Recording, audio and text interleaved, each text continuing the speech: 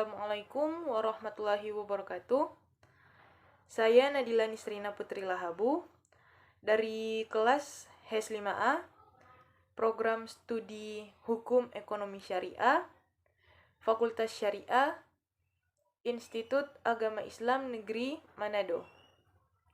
Baiklah, pada kesempatan kali ini saya akan menjelaskan penyelesaian sengketa bisnis syariah dalam mata kuliah penyelesaian sengketa bisnis syariah. Mekanisme penyelesaian sengketa bisnis syariah yang bersifat perdata secara umum dapat diselesaikan melalui 3 alternatif. Yang pertama, melalui lembaga arbitrase syariah. Yang kedua, melalui perdamaian atau yang dikenal dengan ADR, Alternative Dispute Resolution. Dan yang ketiga itu melalui jalur litigasi atau proses peradilan di pengadilan agama atau pengadilan negeri, tergantung klausul perjanjian yang disepakati.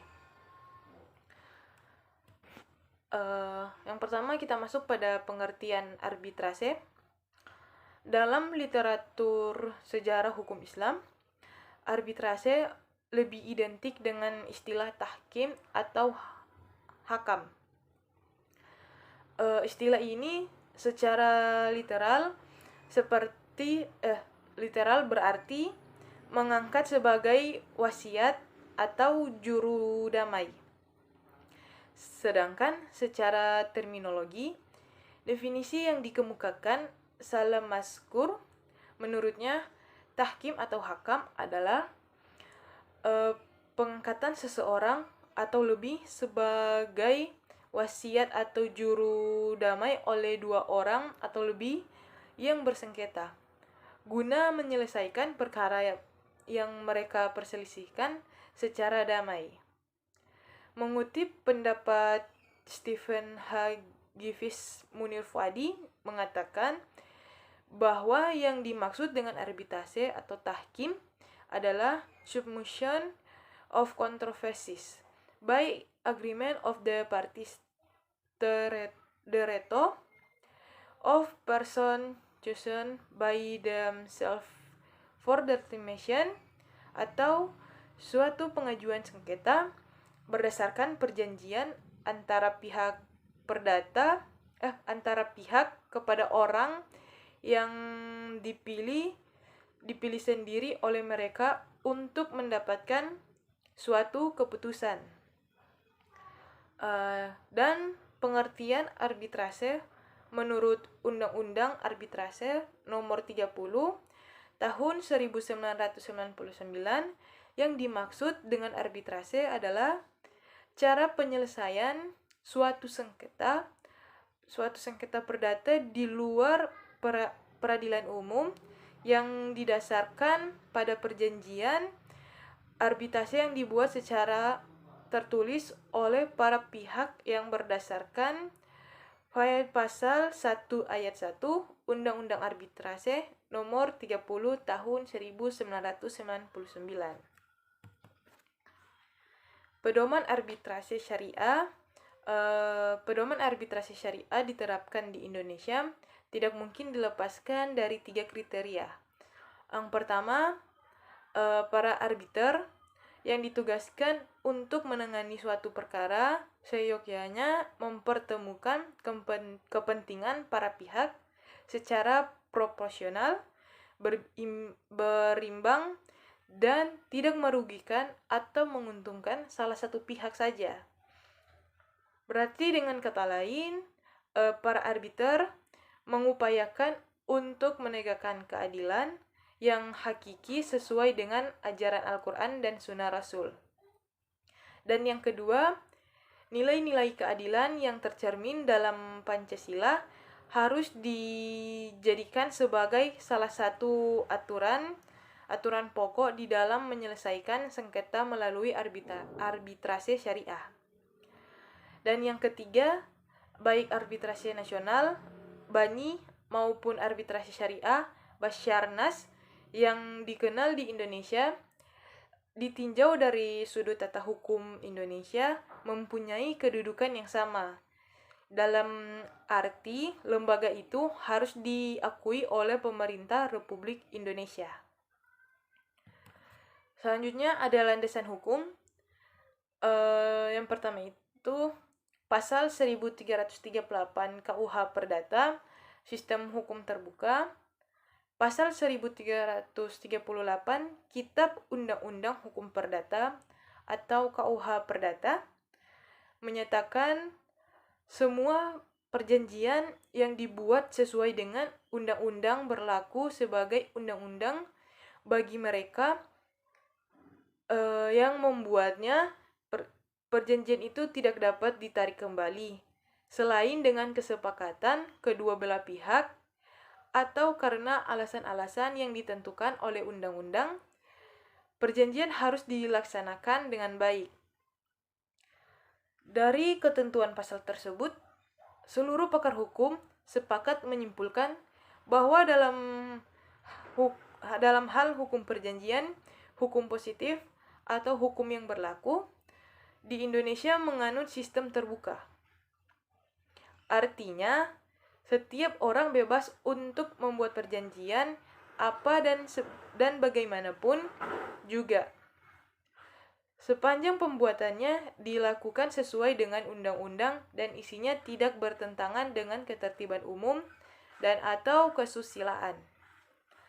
Termasuk dalam pengertian bebas di sini tidak saja menyangkut isi materinya, namun juga menyangkut bagaimana cara menyelesaikan perselisihan yang terjadi atau mungkin dapat terjadi. Selanjutnya, mekanisme penyelesaian sengketa. Penyelesaian sengketa bisnis melalui mekanisme atau ADR dalam bentuk konsultasi, negosiasi, mediasi, konsiliasi, dan penilaian ahli atau melalui mekanisme arbitrase banyak dilihat oleh para pihak yang berselisih karena beberapa alasan. Di antaranya kesukarelaan dalam proses, prosedur cepat, rahasia atau konfidensial, hemat waktu, hemat biaya, keputusan non-yudisial, fleksibel dalam merancang syarat-syarat penyelesaian sengketa, win-win solution, tetap terpeliharanya hubungan baik antara pihak yang bersengketa. Para arbiter adalah orang-orang yang memiliki keahlian atau expertise. Dan putusan arbitrase bersifat final serta mengikat para pihak. Selain itu, tidak ada kemungkinan banding atau kasasi terhadap putusan arbitrase. Badan Arbitrase Syariah atau Basyarnas sebagai alternatif penyelesaian sengketa di lembaga keuangan syariah mempunyai tujuan, yaitu yang pertama, memberikan penyelesaian yang adil dan cepat dalam sengketa-sengketa muamalat atau perdata yang timbul dalam bidang perdagangan, industri, keuangan jasa, dan lain-lain. Kedua, menerima permintaan yang diajukan oleh para pihak dalam suatu perjanjian tanpa adanya suatu sengketa untuk memberikan suatu pendapat yang mengikat mengenai suatu persoalan berkenaan dengan perjanjian tersebut. Sedangkan yurisdiksi Basyarnas berdasarkan pasal atau anggaran dasar Yayasan Bamui yang sekarang Basyarnas meliputi pertama, penyelesaian sengketa yang timbul dalam hubungan perdagangan, industri, keuangan, jasa, dan lain-lain, di mana para pihak sepakat secara tertulis untuk menyerahkan penyelesaiannya kepada Basyarnas. sesuai dengan prosedur peraturan yang berlaku. Memberikan suatu pendapat yang mengikat tanpa adanya suatu sengketa mengenai persoalan berkenaan dengan perjanjian atas permintaan para pihak. Yurisdiksi Basarnas di atas selaras dengan Undang-Undang Nomor 30 Tahun 1999 tentang arbitrase. Prosedur penyelesaian sengketa. Hal-hal yang berkaitan dengan prosedur dan proses penyelesaian sengketa lembaga keuangan syariah melalui Basarnas harus didasarkan pada Undang-Undang Nomor 30 Tahun 1999 tentang arbitrase dan peraturan prosedur Basarnas, dulu BAMUI, yang dikenal dengan BAMUI.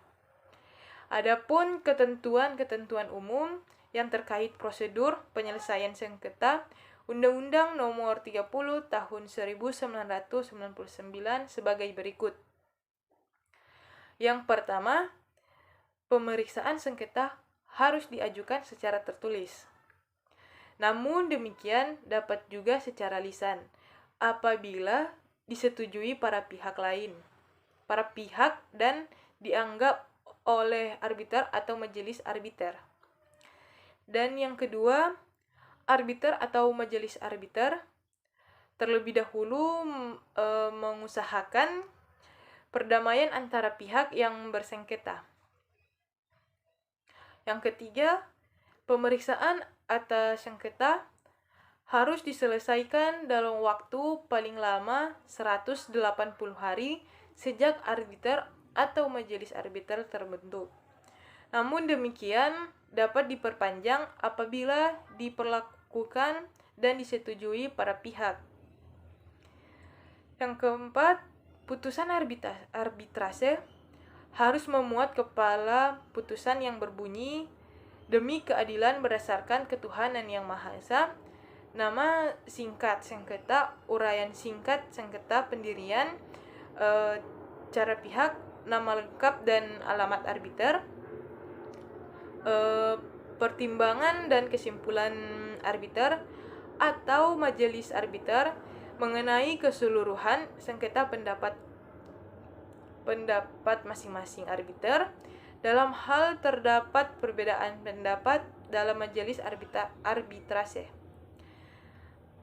Amar putusan, tempat dan tanggal putusan, dan tanda tangan arbiter atau majelis arbiter. Dalam putusan ditetapkan suatu jangka waktu putusan tersebut harus dilaksanakan.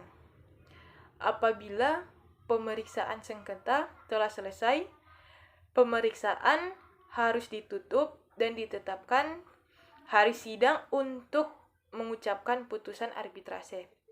Dan diucapkan dalam waktu paling lama 30 hari setelah pemeriksaan ditutup. Selanjutnya dalam waktu paling lama sekitar 14 hari setelah putusan diterima, para pihak dapat mengajukan permohonan kepada arbiter atau majelis arbiter untuk melakukan koreksi terhadap kekeliruan administratif dan atau menambah atau mengurangi sesuatu ketentuan keputusan. Ketentuan-ketentuan prosedur di atas dimaksudkan untuk menjaga agar jangan sampai penyelesaian sengketa melalui arbitrase, termasuk juga arbitrase syariah, menjadi berlarut-larut. Sehingga dengan demikian dalam arbitrase tidak terbuka upaya hukum banding, kasasi maupun peninjauan kembali. Mekanisme penyelesaian sengketa bisnis syariah selain ADR dan arbitrase syariah dapat pula melalui jalur peradilan agama berdasarkan revisi Undang-Undang Nomor 7 Tahun 1989 tentang peradilan agama tanggal 26 Maret 2006. Lalu kewenangan peradilan agama yang semula bertugas dan berwenang memeriksa, memutus, dan menyelesaikan perkata-perkata tingkat pertama antara orang-orang yang beragama Islam di bidang perkawinan, kewarisan, wasiat dan hibah, wakaf dan sedekah.